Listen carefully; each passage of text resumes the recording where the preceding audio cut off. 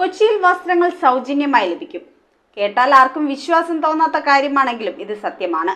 എന്റെ കൊച്ചി എന്ന സംഘടനയുടെ നേതൃത്വത്തിൽ സംഘടിപ്പിക്കുന്ന ത്രിഫ്റ്റ് ഷോപ്പിംഗിലാണ് വസ്ത്രങ്ങൾ സൗജന്യമായി ലഭിക്കുന്നത്. നഗരസഭാ കൗൺസിലർ ഷീബ ഡൂറോം ഷോപ്പിംഗിന്റെ ഉദ്ഘാടനം നിർവഹിച്ചു.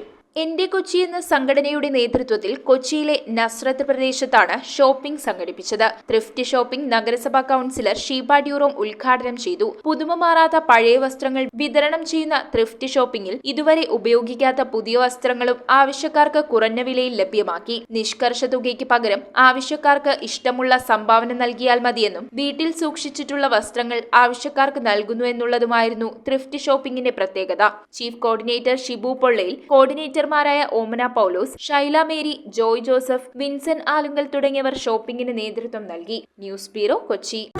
തറവാട്ടിലേക്ക് സാധനങ്ങൾ വാങ്ങിയ കട ഇത് തന്നെ. ഇനി ഒന്നും നോക്കണ്ട, കണ്ണടച്ച് വാങ്ങിച്ചോ. ഏത് ഐറ്റത്തിനും ഞാൻ ഗ്യാരണ്ടി. ചേന്നാട്, തലമുറകൾ കൈമാറുന്ന വിശ്വാസം. ചേന്നാട് ഇലക്ട്രിക്കൽസ്, തോപ്പുംപടി, കൊച്ചിൻ 5.